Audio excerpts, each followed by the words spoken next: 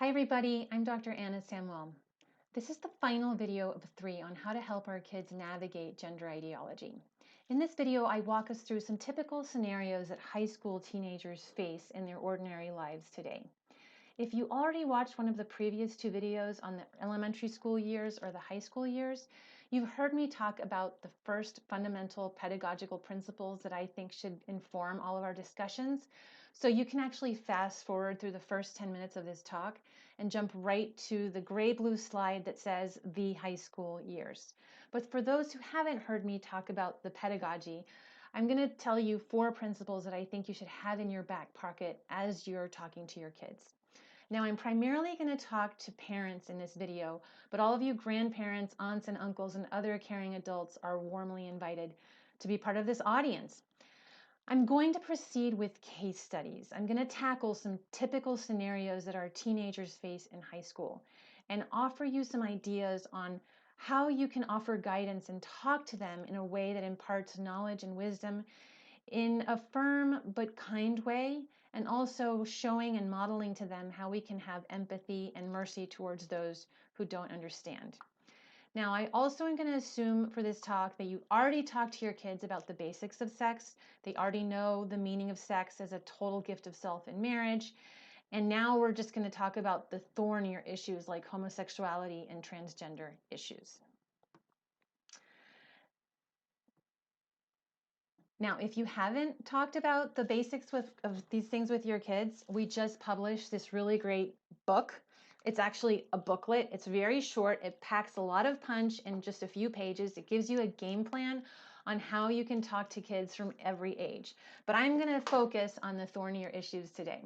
So let me begin with the pedagogical principles that I think are helpful. The first pedagogical principle is to speak the natural law. So in today's climate, the strongest fortress that I think you can build in your child's mind is grounded in natural law and a clear understanding of their biological makeup. Many families primarily speak to their children about their religion's teachings on sex, which is fine, but it's very important to supplement that religious instruction with a more universal morality.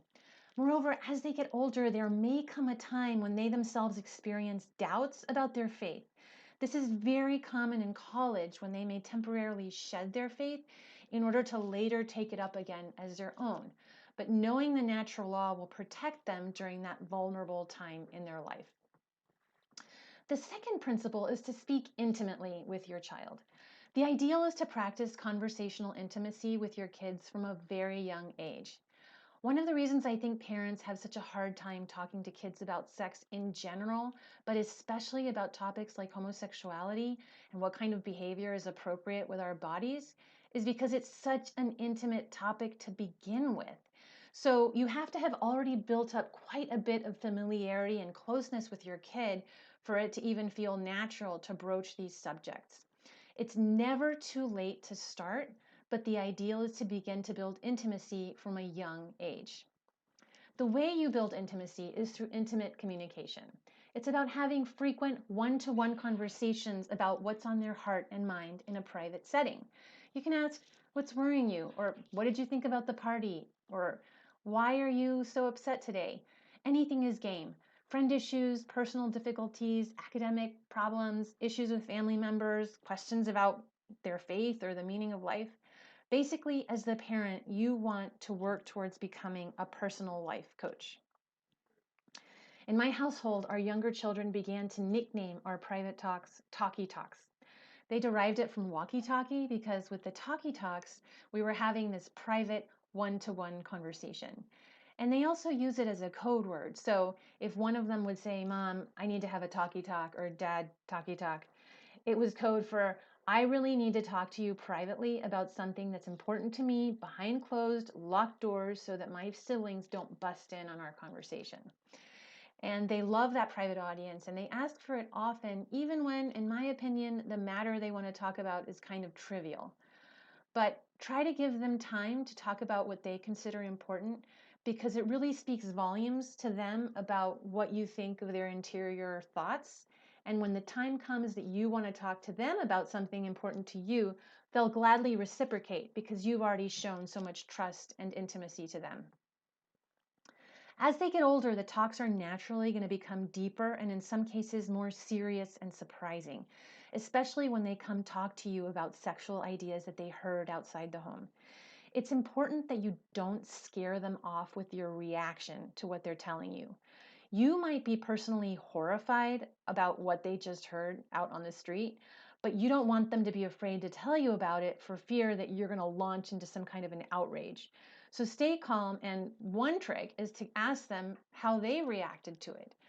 I feel like if you ask them how they reacted, then it's going to give you time to sort of get your composure and gather your own thoughts, and then you can give them your opinion. Basically, you want them to know that you respect their experience and you value their opinion. And here are some ideas that'll help us understand the truth. Also, don't worry if you don't have all of the answers, especially as they get older, they can come and ask us some really difficult questions. You can say something like, wow, that's a really important question, and I need some time to think about it, the answer. Can I get back to you first thing in the morning? And then go speak to your spouse or consult an expert and think carefully about how you want to answer them. This models not only humility to your child, but also this kind of spirit that you're a co-investigator with them. And here are some ideas to help us get at the truth. The third pedagogical principle is to speak age appropriately to your kids. As a parent or adult, you have to develop a kind of sixth sense, a special prudence to speak what is appropriate for their age. Your child will clue you in to how much more information they need. So let them take the lead in asking questions and then answer with the truth simply, answering exactly what they have asked without adding too much more. Then wait to see if they're satisfied by the answer or see if they need to know more. You want to take them to the next level of understanding so their curiosity is appeased. Now, that said, at Canavox, we've developed some guidelines for how much to expose our kids to. From the age of 1 to 10, you want to expose them to truth, goodness, and beauty about sexuality and marriage and shelter them from confusing examples. You basically want to establish a clear baseline of what is good. Whenever LGBT issues come up at this age, as a parent or adult in their lives, try to keep it simple and focus on the truth of what marriage is and what good friendship looks like, and refrain from getting into complex discussions about mature topics. Then, around the ages of 10 to 15, you begin to really expose them to some of the lies and the misunderstandings that are out there. So you face the realities while reinforcing the ideals. Think of it as building a filter with them. So when an LGBT issue comes up at this age, lean in or plunge in. These are teachable moments. It's about talking to them about what's going on in the world and then reminding them of the truth of marriage and sexual integrity. Finally, during the 15 to 18-year-old stage, you give them much more freedom. You continue to coach them, but you let them take the lead more and have the opportunity to try to do what's right on their own, letting them make mistakes while they're still living with you. So, as you can see, we believe that the middle school years are really the key time to start preparing them for reality and to have a major influence on them. After 15, they really want more autonomy and freedom to think things through on their own. Now, I know from experience that a lot of parents balk at this because most parents prefer to protect their children from the lies and shelter them as long as possible, definitely through middle school and perhaps as long as possible through high school too. But on behalf of all the Canavox state leaders, I humbly ask you to reconsider that strategy. We have a saying among the Canavox state leaders: better a year too early than 5 minutes too late. We believe that it's really important for parents to speak to their kids first about some of the dark things in our world today before the social environment speaks to them. Also, we found that talking to a 10 or an 11-year-old is much easier than talking to a 15 or a 16-year-old in the throes of puberty. When they're younger, kids tend to have more goodwill and trust towards their parents. They're more likely to listen and believe what you, mom or dad, say. And in addition, they're not really tempted by sexual things yet, so they don't feel personally judged or attacked when you bring up these topics. So the 10 to 15 window really is a golden opportunity. Now, the downside of introducing topics like this earlier rather than later is that their intellectual maturity may not be quite ripe for some of these issues. So some of this might be hard to understand or go over the head. But don't worry, just try to message the truth simply. And you'll see that as they mature, they're going to remember what you said way back when, and the idea is going to really flower in their heart. Now, my purpose here is not to make you feel guilty if you've delayed speaking to your children until they're much older. Don't worry, it's never too late to start. I'm just outlining an ideal here. But the important thing is to work at having intimate one-to-one conversations with your kids and building them up slowly and regularly. The final principle is to practice a kind of moral balance in your conversations. So when you're dealing with tricky moral issues, I think we have to message a combination of ideas that involve showing empathy and mercy towards those who do not understand the truth, but also communicate the truth and justice to those who can understand, including our own children. So most people are either very good at the virtues of the left and poor at the virtues of the right, or vice versa. Progressives tend to put much more weight into the mercy and empathy side of the equation, and conservatives tend to hammer more at the truth and justice side of the equation. But I think that to have a well-balanced and complete answer, we need to try to hit all four areas well and pursue this kind of balanced approach with our kids. So let's dive into the scenarios now, aware that there really is no cookie cutter recipe for what the right thing is to say every time. My goal is just to get your moral imagination going so that when the time comes, you've already thought through how one way to say things, and then you can sort of riff it and say things in your own unique way, applying these pedagogical principles. John joined the Gay Pride Alliance and has come out as gay. So once in high school, your child may watch some friends come out as gay. It's going to take many ongoing conversations to help them process what's happening and absorb the key messages. So I think the first step is to help your teen distinguish between same-sex attractions and gay identity, which are two different things. Some people experience same-sex attractions, and they simply need to describe their feelings accurately to others like their parents, close family or friends, or a therapist or religious leader, whereas other people take the further step of adopting a gay identity, which is not merely a description of a feeling, but a declaration. It's usually a more public declaration, which today is typically taken to mean declaration of a lifestyle. It's a declaration of a gay identity and a lifestyle for oneself. So you can ask your teen to reflect on this distinction. What does John really mean when he says he's coming out as gay? People will assume that he means he experiences same-sex attractions, but in today's culture, it usually also means that he's willing to adopt the lifestyle and have public relationships with other men. But let's slow down. What if all he really means is that he has feelings of attraction for other males? Maybe he's so astonished by that experience of strong attraction that he feels that the only honest conclusion is that he is gay, because that's what his friends, the entertainment industry, and the culture at school are telling him. But maybe there's another way for him to process what he's feeling. And now that you've planted that new possibility in your teen's mind, the next step, I think, is to talk to them about social scripts. So what's a social script? Social scripts reflect expectations our culture has about how we're supposed to live and behave towards other people. So for example, it used to be that the social script was that a romantic couple would date, fall in love, get married, and then have kids.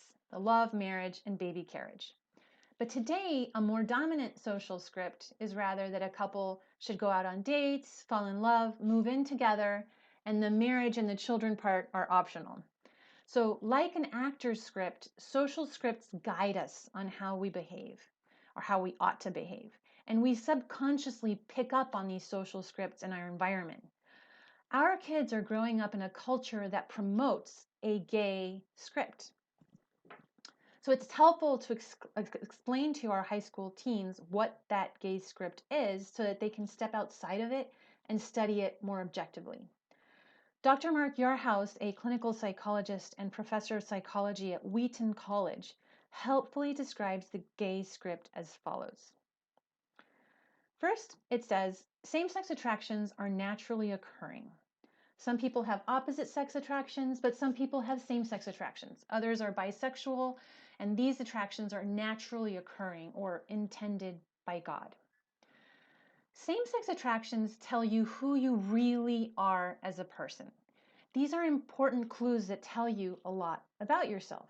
Indeed, same-sex attractions are at the core of who you are as a person. Behaviors that match your identity are an extension of that core. And the behaviors that match your identity are crucial for your self-fulfillment. Okay, so finally, the last step is welcome to the club. You're going to find many friends in this gay community. So we can see why the gay script is very attractive to a teen. A teenager may be having some very confusing feelings, and the gay script tells them these are natural and good and blessed by God. Plus, all teens desire good friendships, and they desire to understand themselves as well. So, of course, teens are going to be drawn to this script. It also tells them that no one can blame or judge them for expressing and behaving according to their core identity. The problem is that this script promotes a deeply flawed and narrow understanding of human identity. It promotes the view that human identity is grounded in our sexual feelings, which is not true. So we need to offer young people an alternate script, one that helps them understand the truth of their identity and then helps them realize that they have some choices to make. They aren't predetermined in this really narrow way towards the gay identity and lifestyle. Now, Dr. Yarhouse, who coined this gay script, is a Christian therapist, and he offers an alternate script based on identity in Christ. But I'm a natural law theorist, so I was more interested in coming up with a natural law script. So here's one possible script, one that's based on a more universal morality. So the first step is that some people experience same-sex attractions. This is part of their reality. This doesn't mean the person is broken or bad. Individuals who experience same-sex attractions can't help how they feel about the people around them. And usually they experience same-sex attractions without having done anything to invite or cause these feelings. However, it's not the way it's supposed to be. Something is off. Second, our sexual feelings do not define us. Although same-sex attractions are a real part of this person's experience, those feelings don't determine his or her identity. Our identity is grounded in our human nature, and it's enhanced by our choices. I'm going to take a few slides to explain this, and then I'm going to come back to the script. So the unchangeable core of our received identity is our human nature, which is a spiritual and a bodily unity. We have spiritual capacities of intellect, emotions, and free will, and we're social animals who desire deep friendship with others.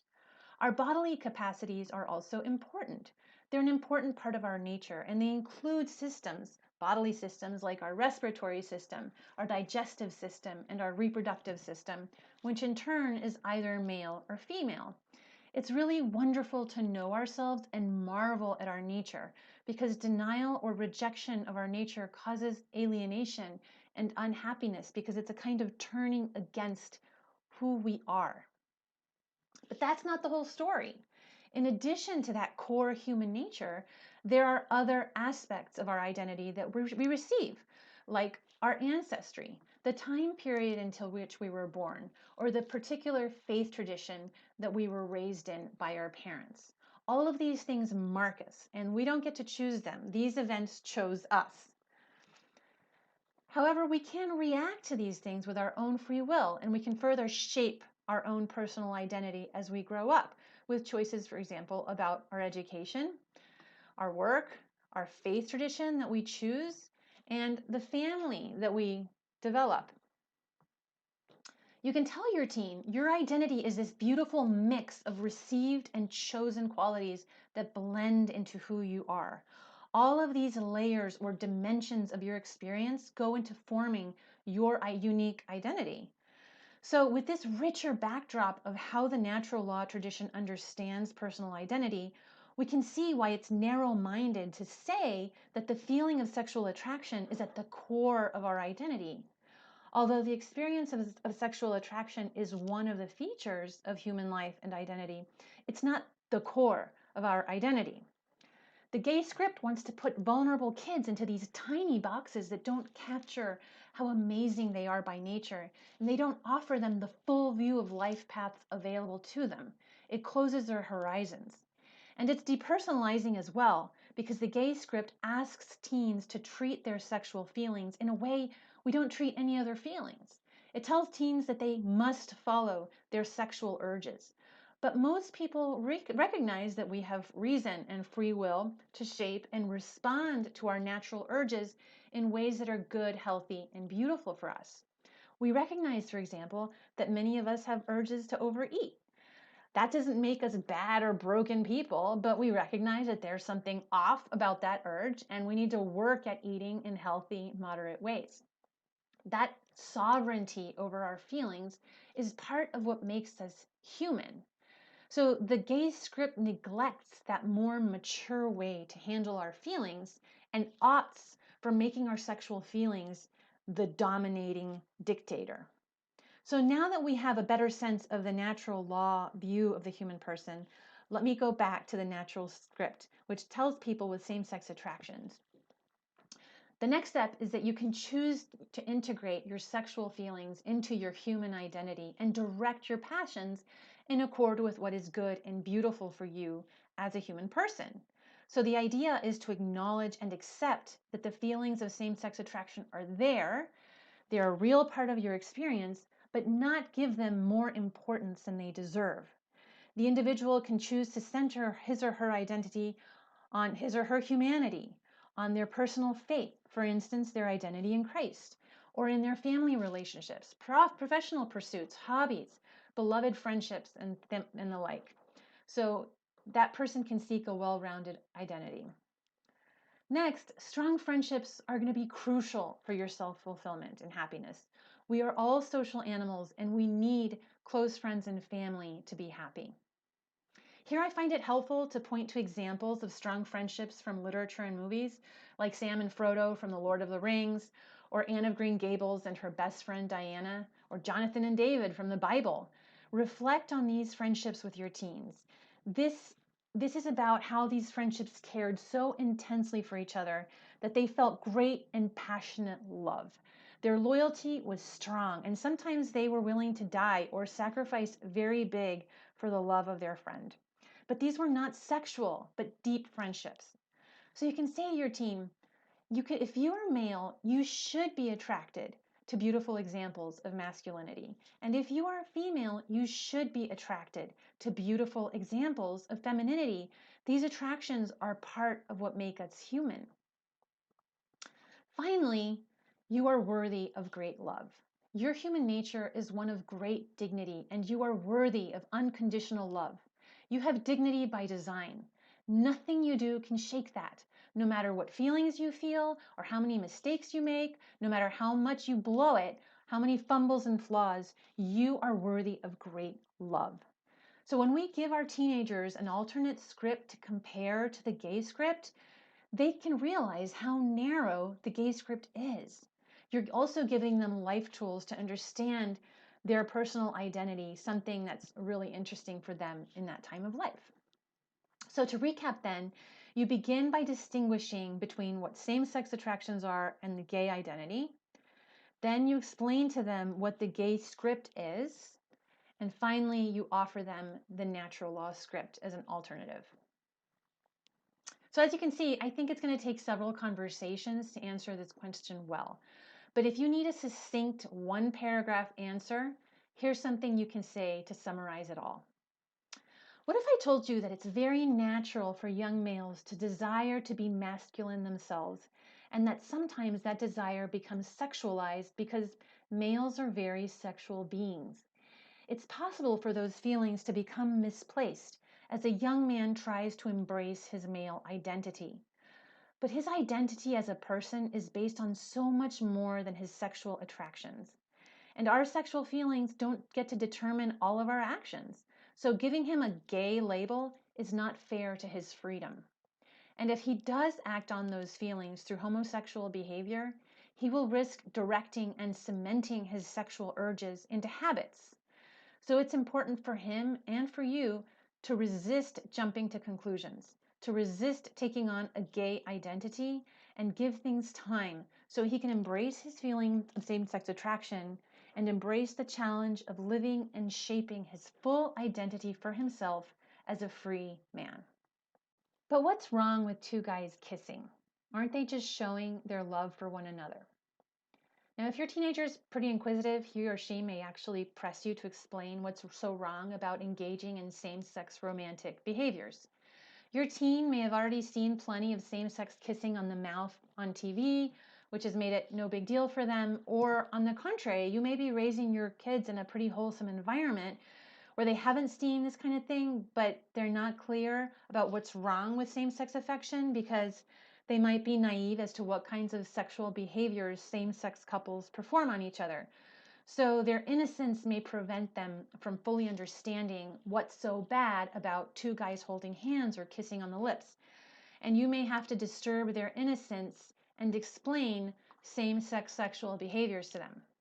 Now, obviously, this is a highly prudential decision on the part of parents, but I think we live in times when we have to do all we can to protect our children from sexual misinformation. I know a lot of parents hold back from being more transparent with their kids because they want to model modesty in their speech, and they don't want to talk about some of the behaviors that have been condemned by so many cultures and so many times and places. The thing is, I think we're dealing with an emergency situation where legions of forces are trying to normalize behaviors that are really inappropriate. So for my part, I prefer a clear and direct approach with my kids. So you can start by reminding them that sexual passions can be very strong and tricky to control, especially in youth. You can say, well, when we begin to kiss someone or hold them physically, we can stoke sexual desire for that person. As you know, sexual desire is like fire. Great when properly directed, but hazardous when it isn't. When two people arouse each other sexually, they're going to begin to desire sexual union. However, when it's two men or two women, they cannot achieve the sexual union that their bodies desire. So they perform acts on each other that try to imitate sexual union as closely as possible. Unfortunately, this can lead to some major abuses of the body. Now, I'm sorry to have to tell you this, Jenny, because some of this is pretty graphic, but I think it's really important that you know. Because men don't have vaginas, they try to substitute the vagina by using a man's rectum. They'll have rectal intercourse. The rectum, as you know, is part of the digestive system. It's not part of the reproductive system. The job of the rectum is to eliminate waste from the body. It's an exit. It's not an entrance. So when a person uses their rectum as if it were part of the reproductive system, he's misusing his body. This behavior can cause severe damage to the man's rectum, and it can pass bacteria that can be very risky for their health. All kinds of diseases are spread by this kind of behavior. And because two women don't have male genitals, they will sometimes use artificial objects in their sexual acts. Although two women can touch each other and arouse each other sexually, they cannot achieve sexual union because only a man and a woman can do that. Do you understand? So you can explain further, when same-sex couples misuse their sexual organs in these ways, they go against the natural design of their bodies and use it in the wrong way. It's kind of like a person who sniffs glue and abuses their lungs, which are made to breathe clean air and get clean oxygen. We would never celebrate a glue sniffer and say that he or she should be proud of their alternative way of getting air. We recognize that we shouldn't misuse our bodies in these radical ways. But these acts also turn into a psychological and emotional problem because when same sex couples misuse our bodies in these ways, we alienate or turn ourselves away from our bodies. We're not treating ourselves as integrated persons with dignity. Do you understand? So let's backtrack. If a young man has a crush on another guy, and if he decides to act on his sexual attraction by wanting to hold him or cuddle with him, in the long run, he's going to get into the habit of arousing himself with another guy, and that can result in these tremendous abuses of his body, his mind, and his heart. So it's better for that young man to learn to manage his crushes early so that they do not lead to more damaging behaviors down the line. And if a girl has a crush on another girl and she decides to act on her sexual attractions by trying to hold, cuddle, kiss, or touch another girl sexually, in the long run, it's going to result in the abuse of her body as well, because she's not going to be able to unite sexually with that woman. And she will probably feel some alienation in her very self, like she's turned against herself. So again, it's better for that girl who has a crush on another girl to learn to manage her love for other girls so these become strong friendships, not sexualized relationships. By respecting our bodies, we respect ourselves. We respect and accept who we are as a body and soul unity with beautiful natural functions. Now, usually after you have this conversation with your teen, he or she will be quite sober and stunned and probably speechless about the kinds of sexual acts that are at the heart of same-sex arousal. The one time I had to explain this to my teenage daughter, she just didn't know what to say. She was in such disbelief that these acts were celebrated, that they were being taught in high school programs and sex ed programs around the country, and that they were part of lifestyle magazines and recommendations that we see on TV even. So she was shocked. So at this point, I think it's good to pivot and channel their shock to a better place so that you can conclude on a more positive note. So you could say something like this. You see, our job, your job, is to help bring light, truth, and peace to this broken world. You have to be like an undercover agent working for the truth. We live in a world that is very confused right now, where evil actions are said to be good and good actions are said to be evil. And we must resist with great creativity and conviction and kindness and mercy and courage and boldness. You have to be like a Navy SEAL for the truth. And this usually brings a big smile to my teenagers' faces, and it fires them up with a sense of mission and purpose, kind of healthy rebellion. All right, next scenario. That Netflix series is really interesting and fun to watch. Why can't I watch it? The gay subplot isn't even that important to the storyline. So I think there are two different ways that you can respond in these situations depending on the specific film at hand, your teenager's maturity, and their personality. So if the teen really should know better because you've already talked about issues like these many times and you're surprised it hasn't sunk in yet, or you really don't think the film is worth the time and it might normalize the evil in their mind, I would pursue option A, the direct and to the point approach, and say something along these lines. Okay, let's think about this. What if that Netflix show had a subplot about teen sex? What if it were a great TV show that everyone was watching and it normalized teenage sex, maybe even glorified it a little bit? Would we want to endorse that kind of behavior with our views? Let the ratings for that show go up? Would we want to watch teen sex even in tiny amounts and become normalized in our minds? No, right? We always want to be shocked when we see teens having sex. And watching it in even small amounts can erode our sense of shock. One of our state leaders shared her mother's timeless quip with us. She said that her mom used to say, "Well, what if I served you brownies with a little poop in them?" I mean, you probably wouldn't even detect that it's there, and it probably wouldn't harm you in such a small amount, but would you want to regularly ingest brownies with a little poop in them? If you say that, of course, it might ruin their experience of brownies for the rest of their lives, but the idea is to really give them a bit of straight talk. But you might decide that your child isn't going to take the straight talk very well, or you might think it would be better to pursue a different, more patient path, in which case you can go for option B, the patient and thorough approach. And that option is for you as the parent to sit down and watch the TV show with them together.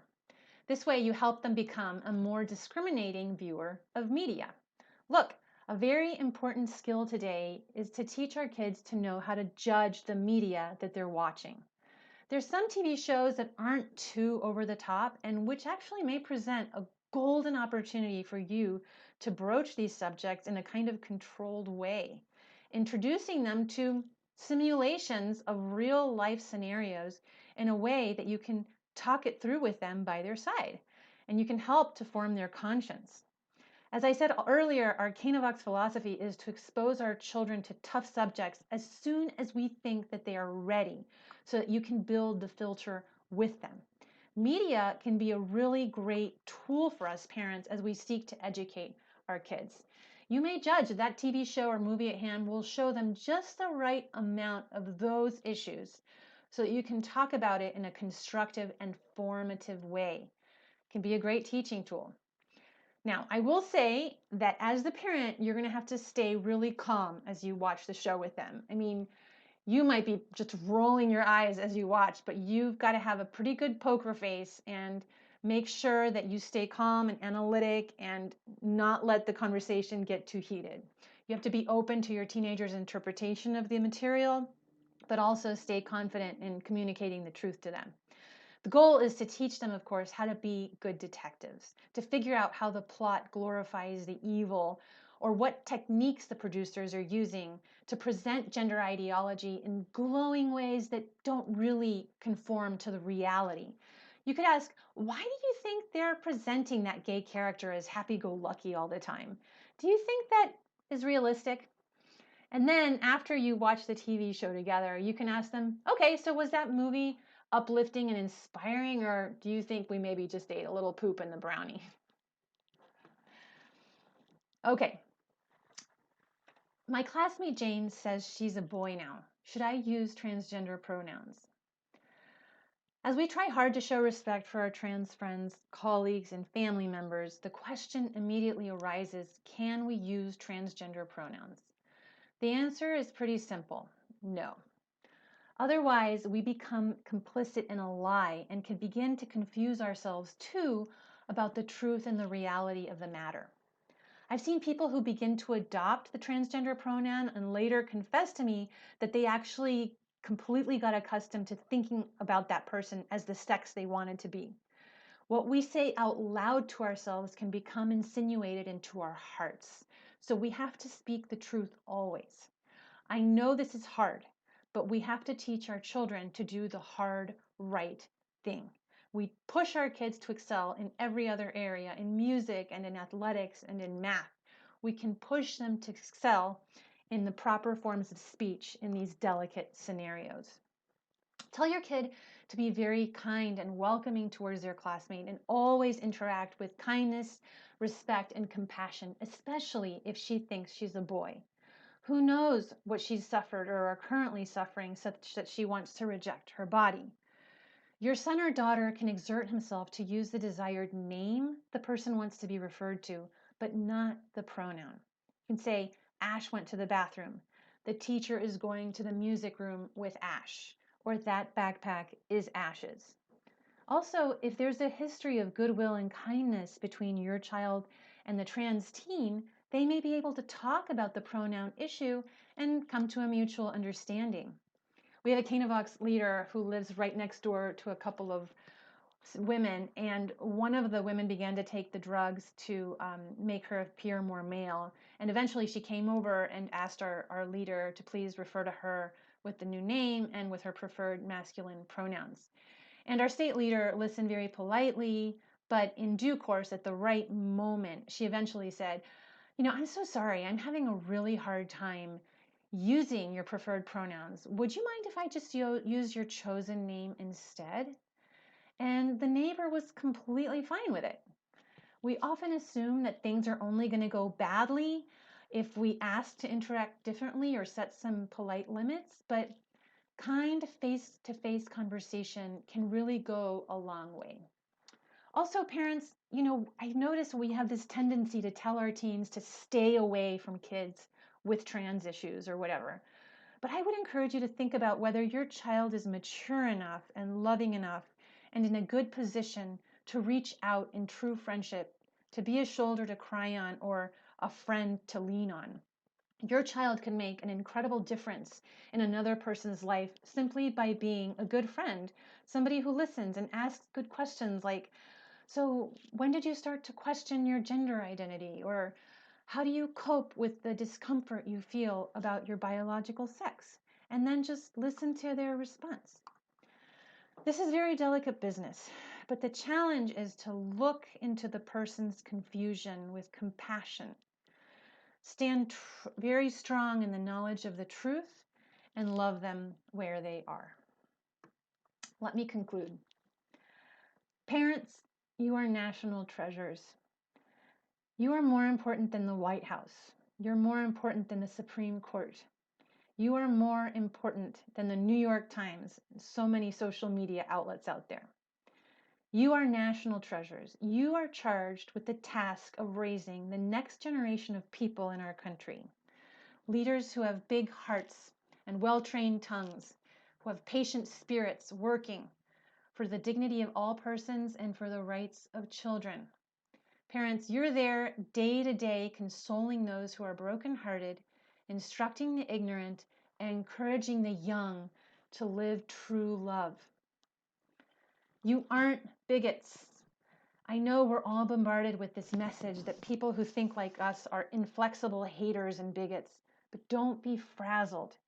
As I have belabored to show in this talk, we are coming from a place of deep love and kindness and justice and truth and respect towards all people. We want what is good for all people, especially for our most vulnerable children and for vulnerable sexual minorities in society. So stand firm in the knowledge of the truth, but work a lot more on being polite and kind so more and more people will understand and realize what we're really about. Finally, take the long view. Be patient. Don't be frustrated by how long it's going to take to convince our fellow men and women of these truths. We have to understand that we're the first generation of parents having to raise children in an era of legalized gay marriage. No other generation has had to educate children in the midst of a transgender revolution. So we also have to exert some patience and mercy towards ourselves as we fumble our way through this and try to figure out how to do it right. I like to think of this as a football game. We just need to get the ball 10 or 15 yards down the field. Our children and our grandchildren are going to take the ball from there. They're going to watch what we did. They're going to improve on how we did things. They're going to write new plays, and they're going to be the ones scoring the goals. We're not going to see the touchdowns in our lifetime, but we have to be conscious of the very important role we play today, here and now, getting the ball rolling in the right direction. So onward. If any of you would like to read more about some of the themes I talked about today, here is a screenshot of many of the books that informed this presentation. And we also have really short, powerful videos on messaging to kids about some of these issues in our Dear Katie series. So I encourage you to check out some of these videos that are available on the Canavox website. Thank you.